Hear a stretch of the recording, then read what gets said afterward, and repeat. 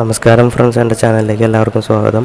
ഇന്ന് ഞാൻ നിങ്ങൾക്ക് കാണിച്ചു തരുന്ന അപ്ഡേറ്റ് എന്ന് പറഞ്ഞു കഴിഞ്ഞാൽ നമ്മൾ ബീറ്റ ബ്രീഡിങ് ചെയ്യും. നമുക്ക് 100ഓളം 200 300 കുഞ്ഞുങ്ങളെ കിട്ടും.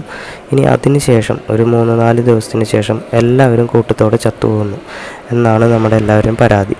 അപ്പോൾ അതിനെ നമുക്ക് എങ്ങനെ തടയാം, അതാണ് ഞാൻ നിങ്ങൾക്ക് കാണിച്ചു തരുന്നത്. ഇതുപോലൊരു വലിയ ടാങ്കിലേക്ക് അവറ്റങ്ങളെ മാറ്റണം. അതാണ് നമ്മുടെ ഏറ്റവും വലിയ ഒരു ഫസ്റ്റ് പ്രൊസീജിയർ. അപ്പോൾ ഈ ടാങ്ക് എന്ന് പറഞ്ഞാൽ ഈ വെള്ളം ഒരാഴ്ച 2 ആഴ്ച പിടിച്ചു വെച്ച വെള്ളമായിരിക്കണം. അതിനകത്ത് 2-3 ആൽമണ്ട് ലീഫ് ഉണ്ടായിരിക്കണം, കുറച്ച് പ്ലാന്റ് ഉണ്ടായിരിക്കണം. അങ്ങനെ ഒരു കറക്റ്റ് എന്തെങ്കിലും ഈ ഫംഗസ് അങ്ങനത്തെ കുഞ്ഞു മൈക്രോ ഓർഗാനിസംസ് ഉള്ള ഒരു വെള്ളത്തിലേക്കാണ് നമ്മൾ ഈ കുഞ്ഞിനെ ഇറക്കി വിടേണ്ടത്.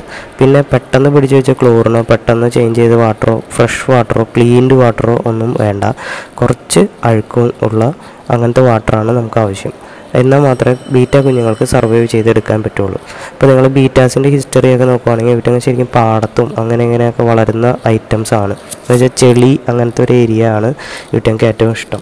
അപ്പോൾ അത് കാരണം അതുപോലുള്ളൊരു അറ്റ്മോസ്ഫിയർ എന്ന് വെച്ച് കഴിഞ്ഞാൽ കുറച്ച് കലങ്ങിയ വെള്ളം അങ്ങനത്തെയൊക്കെയാണ് ഇവറ്റങ്ങൾക്ക് വളരെ അത്യാവശ്യം. അപ്പോൾ പിന്നെ നമ്മൾ ഇത് മാറ്റുമ്പോൾ പ്രത്യേകിച്ച് ഞാൻ പറഞ്ഞിട്ടുണ്ട്, ഞാൻ ബ്രീഡ് ചെയ്യുമ്പോൾ എപ്പോഴും 3-4 പെയർ ഒരുമിച്ചാണ് ഞാൻ ബ്രീഡ് ചെയ്യാറ്. അപ്പോൾ നമുക്കൊരു അത്രയും ബാച്ച് കുഞ്ഞുങ്ങളെ കിട്ടും. അപ്പോൾ ഞാനൊരു 4 പെയറിൻ്റെ കുഞ്ഞുങ്ങളെയൊക്കെ ഒരുമിച്ച് ഒരൊറ്റ ടബിൽ ബ്രീഡ് ചെയ്തെടുക്കാറാണ് പതിവ്. ഇനി അതിൽ നിന്ന് ഞാൻ സെലക്ട് ചെയ്യുമ്പോൾ ഇപ്പോൾ ഈ 4 ബാച്ച് എൻ്റെ കയ്യിലുണ്ടെങ്കിൽ 4 ബാച്ചിൽ ഏറ്റവും ബെസ്റ്റ് പാരൻറ്റ്, കെയറിങ് പാരൻ്റ് ഏതാണ് ആ ഒരു പാരൻറ്റിനെ മാത്രമേ ഞാൻ നിർത്തൂ. ബാക്കി 3 പാരൻറ്റിനെ ഞാൻ മാറ്റും. അപ്പോൾ ഇതിനകത്ത് ഞാൻ സെലക്ട് ചെയ്തപ്പോൾ നമ്മൾ ലാസ്റ്റ് കണ്ട ആ ഒരു പാരൻറ്റിനെയാണ്. അത് നല്ല കെയറിങ് ആണ്, ബബിൾ നെസ്റ്റ് ഉണ്ടാക്കുന്നുണ്ട് ഇടയ്ക്കിടയ്ക്ക്. അപ്പോൾ അത് കാരണം ആ പാരൻറ്റിനെ നിർത്തി ബാക്കി എല്ലാ കുഞ്ഞുങ്ങളെയും ഇതിനകത്തേക്ക് അഴിച്ചു വിട്ടു.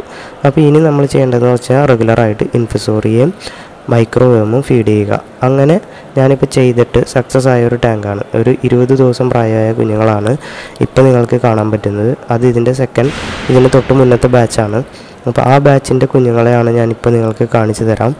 അപ്പോൾ ആ കുഞ്ഞുങ്ങളെ നിങ്ങൾ കണ്ടു കഴിഞ്ഞാൽ നിങ്ങൾക്ക് മനസ്സിലാവും ഇത് എത്രത്തോളം സക്സസ് ആയ ഒരു മെത്തേഡാണെന്ന്. ഇപ്പോൾ നിങ്ങൾ ഇതിനകത്ത് നോക്കിയാൽ കാണാം, ഇത് എൻ്റെ ഒരു 20 ദിവസം പ്രായമായ കുഞ്ഞുങ്ങളാണ്. ഏകദേശം 400-ന് മേലെ കുഞ്ഞുങ്ങളുണ്ട് ഇതിനകത്ത്. എല്ലാം സർവൈവൽ ആയിട്ടുണ്ട്. അപ്പോൾ ഇതുപോലൊരു മെത്തേഡ് നമ്മൾ അഡോപ്റ്റ് ചെയ്യുകയാണെങ്കിൽ, ഇത്രയും കെയർ നമ്മൾ എടുക്കുകയാണെങ്കിൽ നമുക്ക് ഈസിയായി നമ്മുടെ ബീറ്റ കുഞ്ഞുങ്ങളെ രക്ഷപ്പെടുത്തിയെടുക്കാനും എല്ലാ കുഞ്ഞുങ്ങളെ സർവൈവ് ചെയ്യിച്ച് നമുക്ക് ഒരു നല്ല വരുമാനം ഉണ്ടാക്കിയെടുക്കാനും പറ്റും. അപ്പോൾ ഞാൻ ചെയ്ത് നോക്കിയ അറിവുകളാണ് ഞാൻ നിങ്ങൾക്ക് ഷെയർ ചെയ്യുന്നത്. മാക്സിമം സപ്പോർട്ട് ചെയ്യുക. Thank you.